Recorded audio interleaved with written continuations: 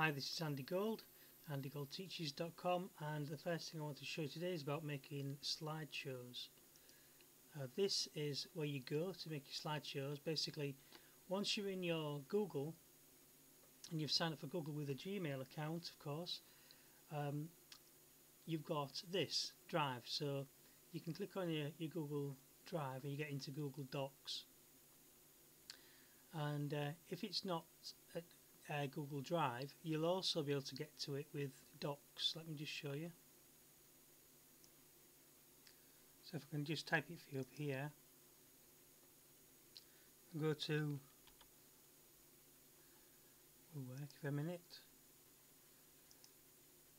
yeah, docs.google.com / and that will bring you, it's not a good colour, is it? docs.google.com, and that will bring you into this, where you've got you can, in your menu, you can then select slides, sheets, documents, spreadsheets, and all sorts of things will come up in here as well. So then you go to your slides and it'll bring you up with a new slide. And you can choose different backgrounds and you can save templates and things. I'll just disappear out of the way. So we start with maybe a blank one, or you can do a pitch, and you see some of mine have come up there. And you can change the background. You could have it blank, you know. So this is the place where you would create all of your slideshows, and they are both saved online and also on your Google Drive. So there's, you know, these things you can do, and you can alter these. Obviously, these are slides that are pre-populated with a template, and then you can change out these images. Do you see, if you like this slideshow?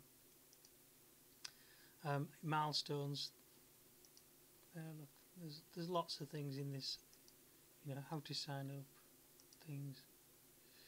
So the best one to start with, though, just a blank one, and just get yourself writing. If you can't find yourself a template, so you would pull that one up and then just start.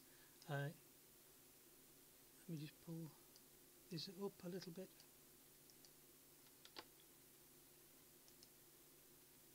Go back one.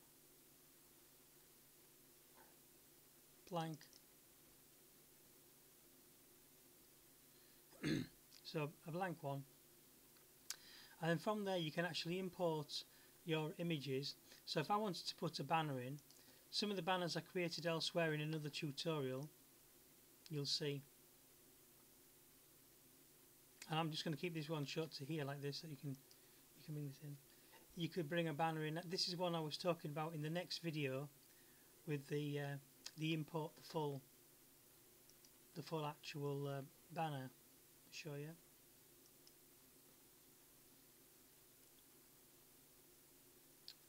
The full background.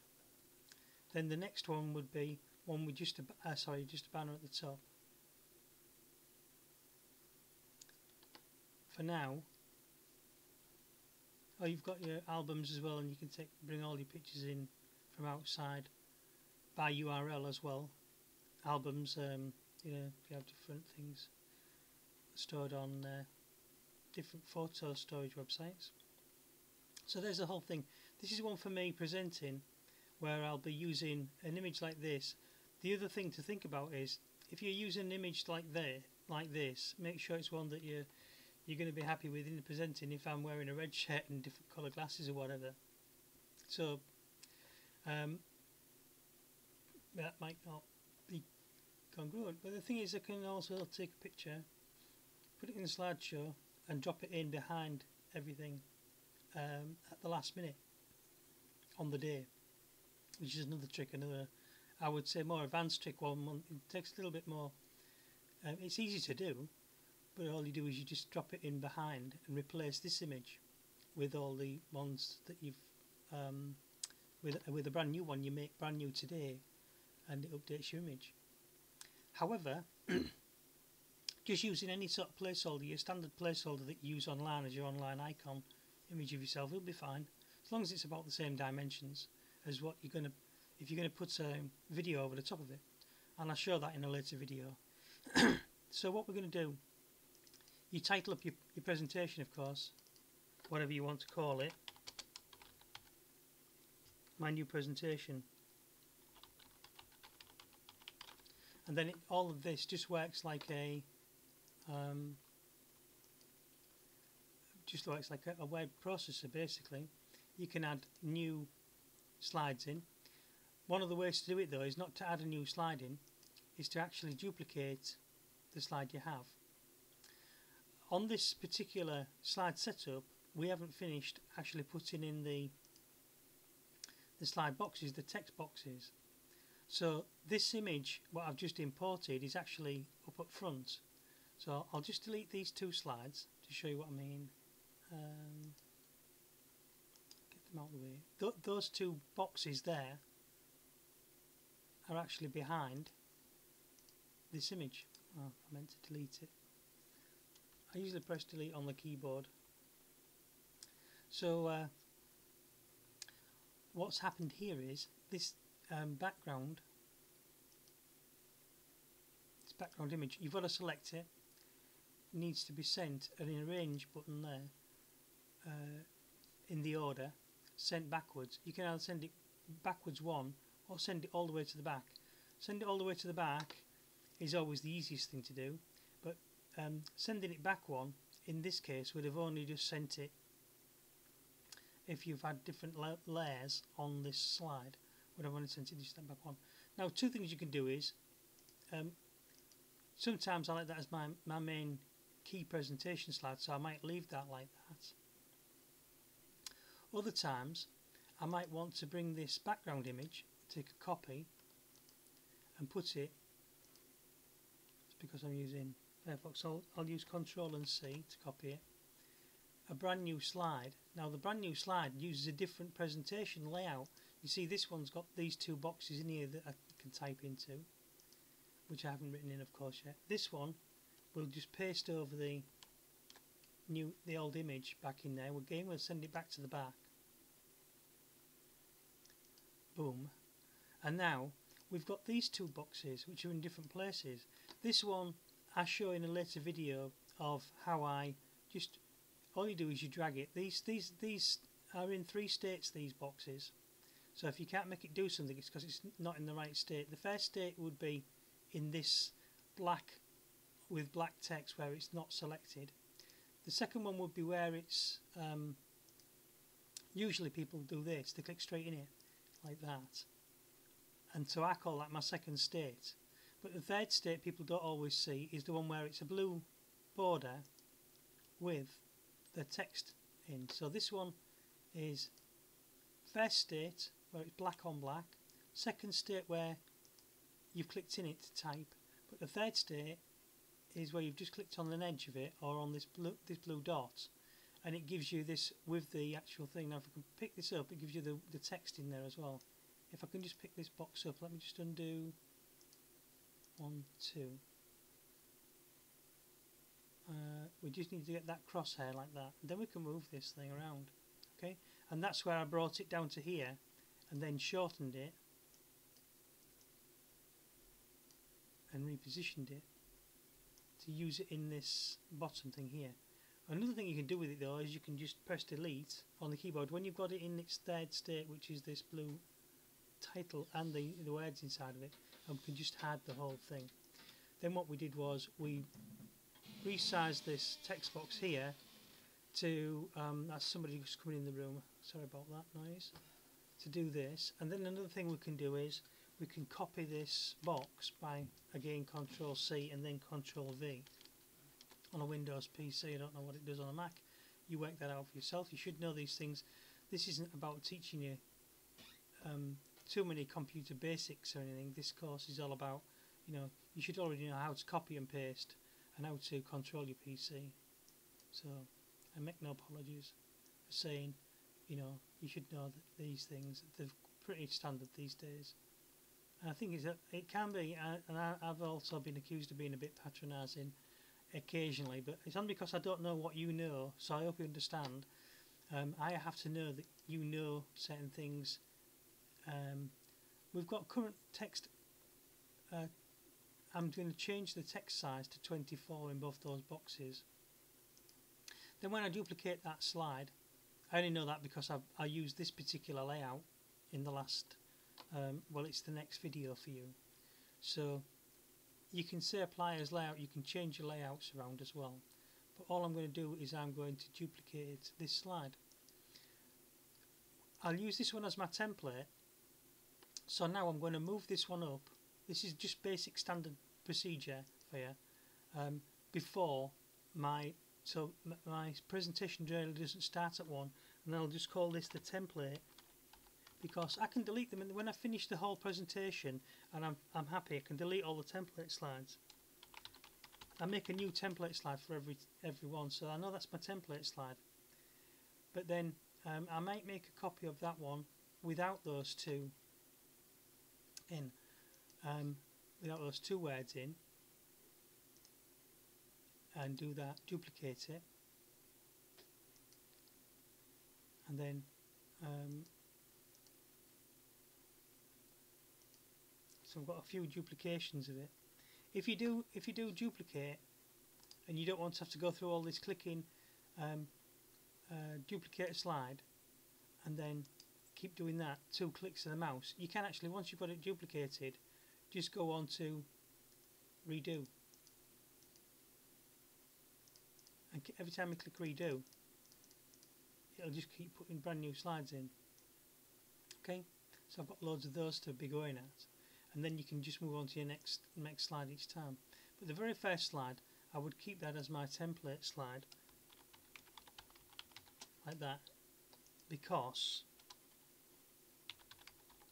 it's easy to find you've gone back on for a course. Then all you have to do is just take all the text out, of course, make it into a fresh template slide and put the text in another slide. So what I do is I just build another slide and then repeat it. But, you know, so keep your template slide as the first one. That's because if you forget and you don't delete it, when you start presenting, you'd start presenting from slide 2 or slide 3. And I've shown the next step in there. You know. So what I'm actually going to do is I'm going to take all of those slides out if I can. That's it. Redo. Undo. So I've only got 2 slides. So I pressed delete loads and loads of times and then just did undo. Because what I want to do is just go back to this basic thing. If you was at the beginning title and you just wanted to bring in an image, we'll go this button here to click bring in an image again, and we will go and look for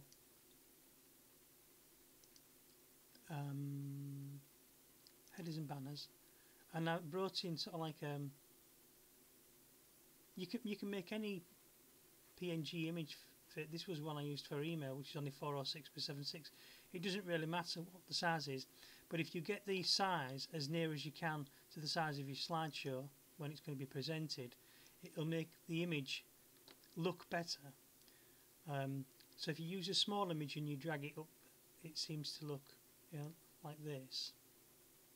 I take it right to the very edges of the slide, and then I bring it out here. This is keeping by dragging this corner, you're keeping its actual dimensions.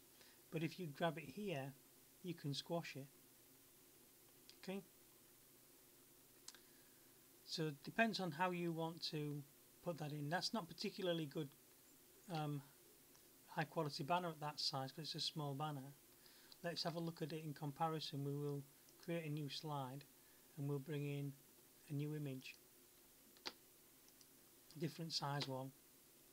This one's considerably bigger at 1154 by 216, and it just might fit better. And experiment with it. There are some measurements in YouTube, but every time I've put them in, they seem to have been updated and changed, and mess things about. So you can see that one is just about the same size as the slide anyway. So all I have to physically do with that one is just move it up, and when you see the red lines and you let go, that means it's going to snap. It's going to snap to the center line, which is brilliant. So that's a better rendition of a banner because it already fits the standard constraints. Now if I move that the standard size of the image, if I move that back, the other thing as I could do is, just for thinking there, just bring my image in just to show you that I'm presenting over the top of this. So this is how you would make a presentation if you want to keep yourself in the presentation using Ice Cream Recorder.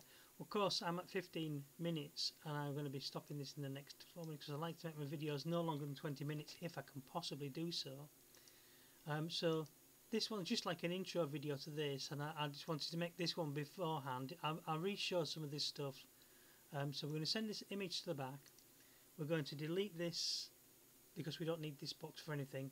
As I keep saying though, we could drag this box. It saves us recreating a second box, but don't worry about if you haven't already got a box. You can always resize one of the ones you have got.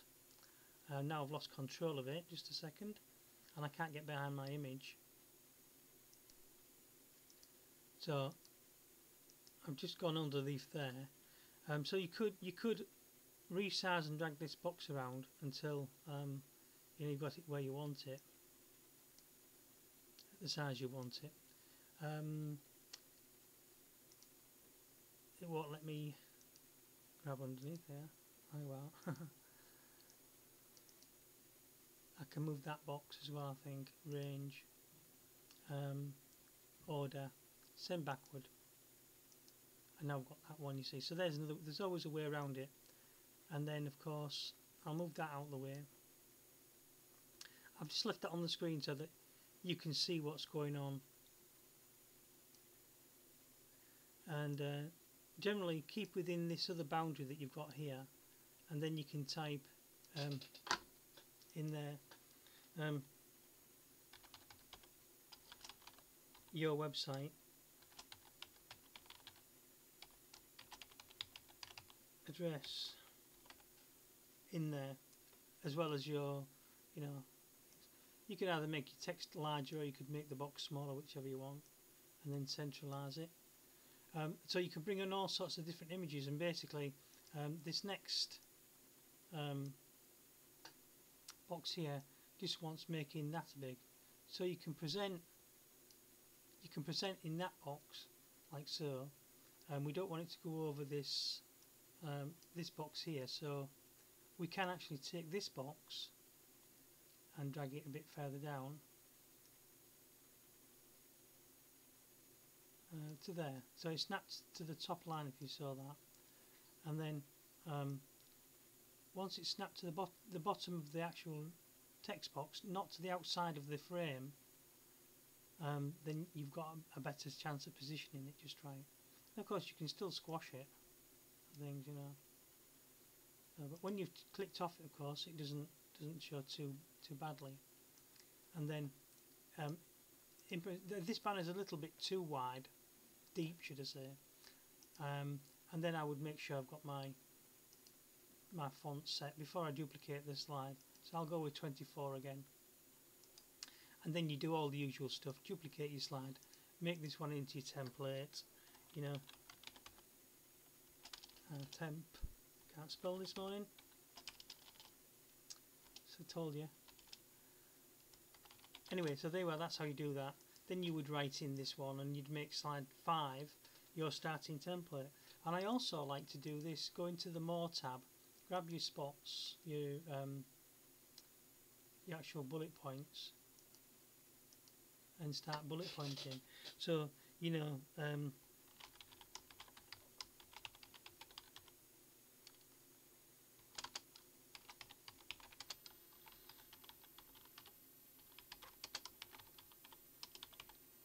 basic presentation setup, and that's basically what it's about. So now you've got that background in there. You can also have the whole background in, and this is just using Ice Cream Recorder, and then your final presentation would look something like this.